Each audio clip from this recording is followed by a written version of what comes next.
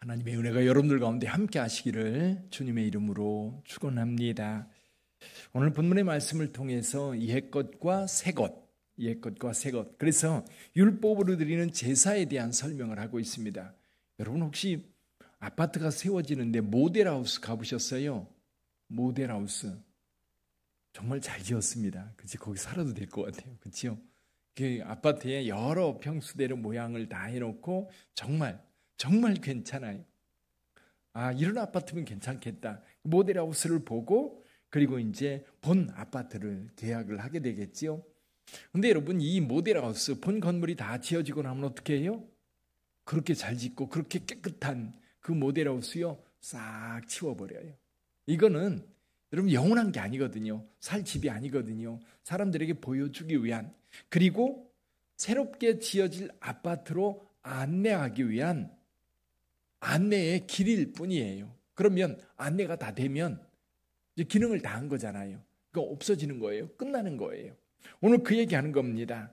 율법은 장차 올 좋은 것, 좋은 일의 그림자일 뿐이다.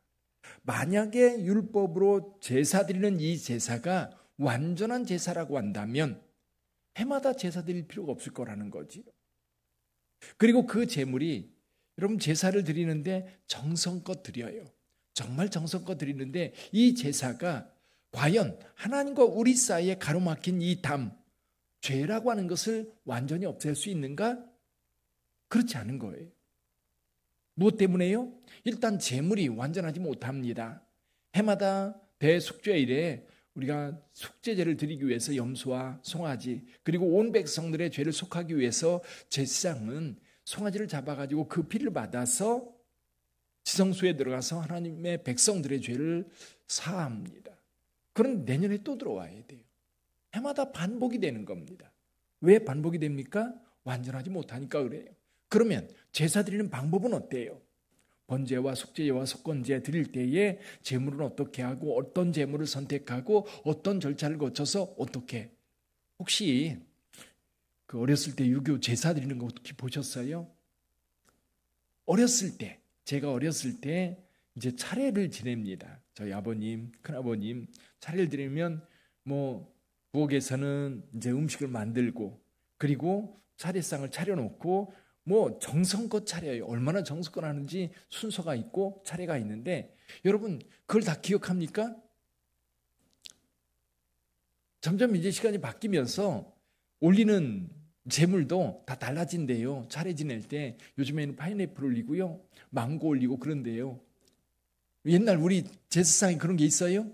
없었지 않습니까? 분명히 정해져 있었어요. 오곡에다가 과일들. 그런데 시대가 바뀌면 달라지고 제사법도 그래요. 그러니까 떡 본 김에 제사 지낸다는 말 있잖아요. 그 절차와 순서들을 따라서 해야 되는데 너무 복잡하니까 그걸 다 지켜가는 사람들은 몇 있을지 모르지만 대부분의 서민들은 그냥 대충 하고 맙니다. 구약의 제사도 마찬가지예요. 레위기에 보면 정말 순서에 따라서 절차에 따라서 어떻게 제사를 드려야 되는지 자세히 나와 있는데 정말 제사장들이 그 절차에 따라서 지켰을까? 예를 들면 엘리 제사장들 그렇게 제사했을까요? 하나님 자체도 멸시하는데 그들이 정성껏 제사를 드렸을까요? 그런 제사를 통해서 우리의 죄가, 백성들의 죄가 사함 받았을까요? 그렇지 않거든요. 그러니까 이렇게 정성껏 죄를 위해서 제사를 드리는데 이 제사가 만약에 완전한 제사였다면 그 제사로 끝났을 거라는 거죠. 그렇지 않았던 겁니다. 여기 오늘은 시편 40편 말씀을 인용하고 있습니다. 40편 6절 이하의 말씀 인용하고 있는데 우리 5절부터 7절까지 다시 한번 읽어볼까요? 5절부터 7절까지 같이 읽어봅니다. 그러므로 주께서 세상에 임하실 때에 이르시되 하나님이 제사와 예물을 원하지 아니하시고 오직 나를 위하여 한 몸을 예비하셨도다. 번제와 속죄는 기뻐하지 아니하시나니 이에 내가 말하기를 하나님이여 보시옵소서. 두루마리 책에 나를 가리켜 기록된 것과 같이 하나님의 뜻을 행하러 왔나이다 하셨느니라. 자, 여기 하나님께서는 제사와 예물을 원하지 아니하시고 오직 나를 위하여 한 몸을 예비하셨다. 한 몸. 그러니까 하나님께서 수많은 제물들, 양과 소와 염소와 비둘기, 수많은 제물 가지고 백성들이 하나님 앞에 나와 제사를 드리지만 하나님은 그걸 원하지 않으셨다는 겁니다. 완전한 제물 하나를 원하셨다는 거지요. 여기 보면 나를 위하여 한 몸을 예비하셨다. 그 한 몸이 누굽니까? 예수 그리스도입니다. 그 한 몸이 예수 그리스도예요. 그 예수 그리스도를 통해서 완전한 제사를 하나님 앞에 드리기를 원하셨고 하나님께서도 그 제사를 원하셨던 겁니다. 그래서 황소와 염소의 피가 우리 죄를 능히 없이 알 수 없었고, 그러다 보니까 해마다 죄가 다시 생각나서 죄를 위해서 다시 이 제물을 가지고 와서 제사를 드릴 수밖에 없었다. 그래서 저와 여러분들을 위해서 단번에 한 사람을 예비하셨는데 그가 누구예요? 예수 그리스도. 여러분, 저와 여러분들이 예수를 믿어 하나님의 자녀가 되었다라고 할 때에 가장 큰 은혜 가운데 하나가 죄사함의 은혜입니다. 근데 사실은 죄를 얘기해도 우리 새가족들 그렇고 예수 믿지 않는 사람들, 당신은 죄인입니다. 그러면 내가 왜 무슨 죄를 졌길래, 내가 누구를 살해를 했습니까? 폭력을 행사했습니까? 다른 사람의 물건을 빼앗기를 했습니까? 그러면서 따져요. 나는 죄인 아닙니다. 나는 잘 살려고 애썼습니다. 선하게 살려고 노력했습니다. 근데요, 조금 대화하다 보면 나도 죄인이네요. 그렇네요. 왜 우리 같은 경우, 우리 문화 속에서는 죄라는 개념이 별로 없어요. 근데 기독교 개념이, 기독교적 문화가 오래된 유럽 같은 경우는 죄라고 하는 것에 대한 의식이 굉장히 강합니다. 그래서 이런 거예요. 우리나라에서는 군대에서 이번에 올차례 때문에 이제 훈련받는 병사가 죽어서 이제 전국이 난리가 났었는데요. 자, 뭔가 잘못해서 올차례를 받는다 그러면 모든 병사들이 무슨 생각을 하냐면 내가 뭘 잘못했다고. 그래서 예를 들면 군장을 지고 오늘 운동장 10바퀴를 돌아라. 그러면 나만 갖고 그런다고 생각을 해요. 근데 유럽 사람들은, 미군도 그렇다고 그래요. 미군들은 너 오늘 잘못했으니까 군장 짊어지고 운동장 10바퀴를 돌아라. 그러면 아무 소리 안 하고 10바퀴 도는 거예요. 내가 잘못한 것을 인정하는 거예요.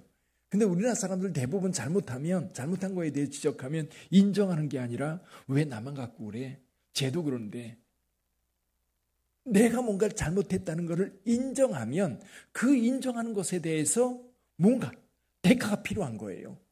죄에 대한 값이 필요한 건데 인정하는 사람들은 그 값을 받아들입니다. 근데 인정하지 않으면 안 받아들입니다. 그러니까 오늘 재물이 필요한데 내 죄를 위해서, 근데 내 죄를 위해서 재물이 필요한데 그 재물은 양과 염소로 해결할 수 없다는 거예요.